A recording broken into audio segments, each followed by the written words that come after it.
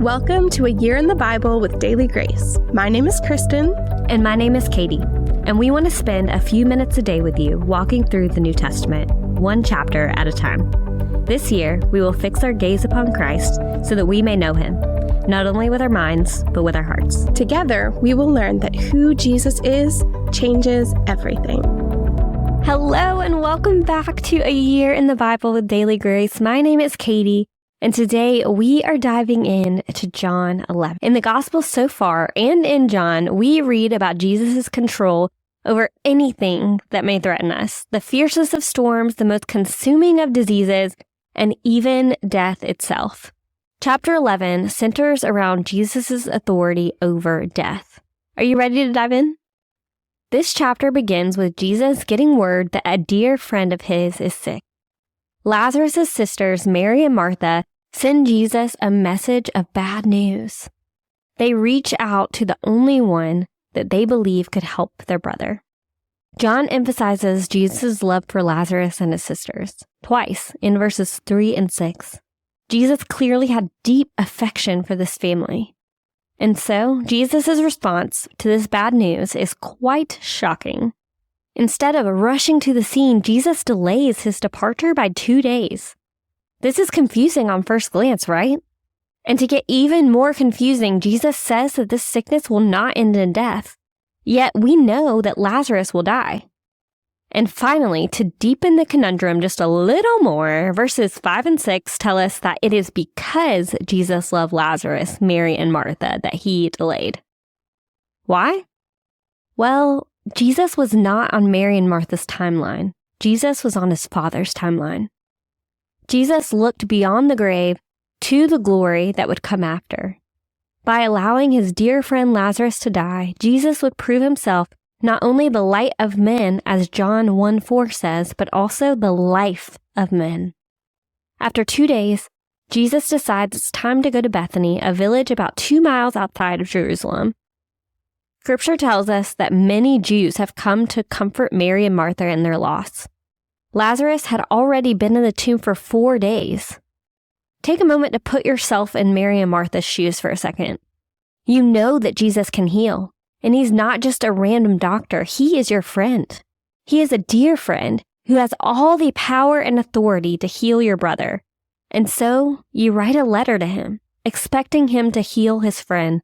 But you wait, and Jesus does not come.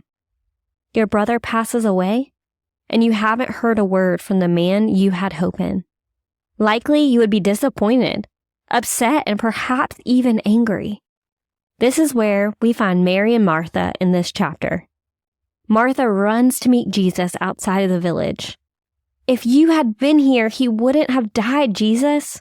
This is Martha's disheartened cry. And though she professes faith that God would give Jesus anything he asks for, when Jesus says that her brother will rise again, we see that she is missing the point. She says that yes, Lazarus will rise on the last day, speaking of when God will call all of his own to him at the end of the age. Lazarus had already been dead for 4 days. Raising him now likely seemed impossible. But it is here that Jesus reveals even more of who he is to a grief-stricken, disappointed Martha. Jesus gives her hope that is our hope too. He is stronger than death. Even the grave bows in submission to King Jesus. Here he reveals the 5th I am statement. He is the resurrection and the life. And in this, Martha professes faith. When her sister Mary comes out to meet Jesus, her words are similar to Martha's, but the scene is much different. Where Martha spoke with Jesus in private, Mary is followed by a crowd of Jews who came to console her. While Martha first met Jesus with words, Mary falls to Jesus' feet in her mourning, a sign of respect and humility. And here, John records Jesus observing Mary's tears and the tears of her fellow Jews.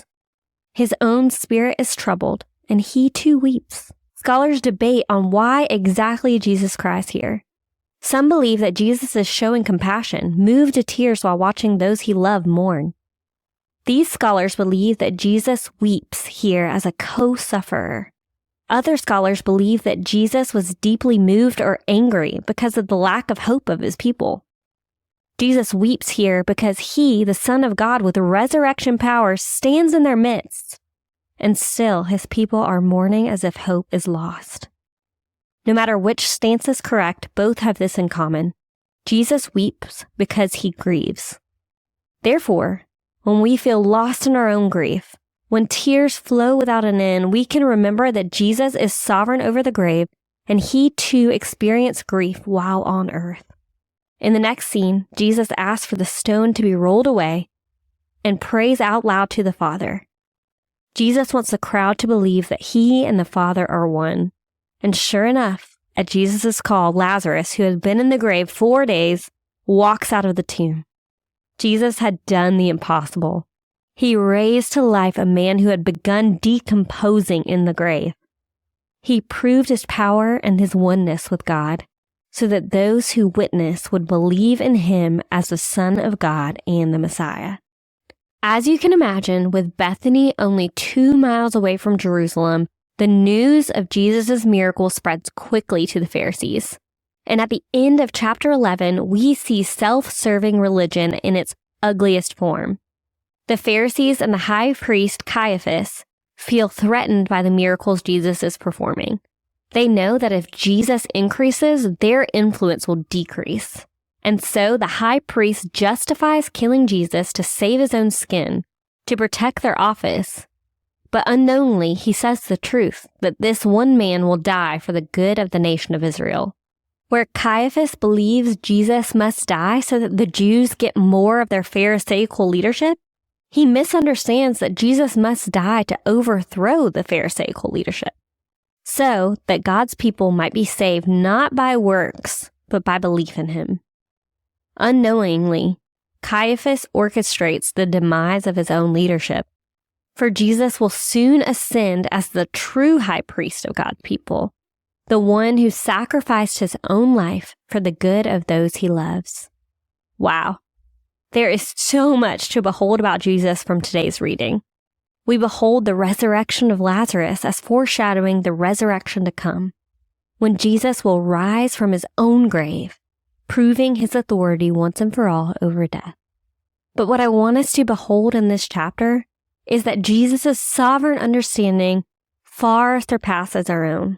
Because of his love for Mary, Martha, and his disciples, he delayed and allowed Lazarus to die, because he wanted to give them more of himself. Through Lazarus' death, they now know Jesus in a whole new light. They know him as the resurrection and the life. Sometimes in our own lives, a circumstance will not make sense. We might even feel that God is cruel or abandoning us in our own despair. But what we must remember is that sometimes God allows us to experience pain so that he can show us more of himself, so that he can deepen our faith. In his perfect love for you, he may deepen your faith out of trial.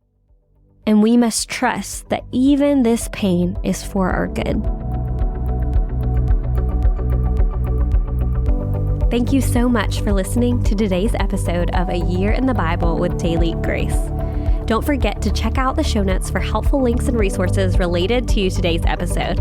And make sure you are following at Daily Grace Podcast on Instagram for more A Year in the Bible content, and at the Daily Grace Co. for all things Bible study resources. We can't wait to study again with you tomorrow. Bye, friends.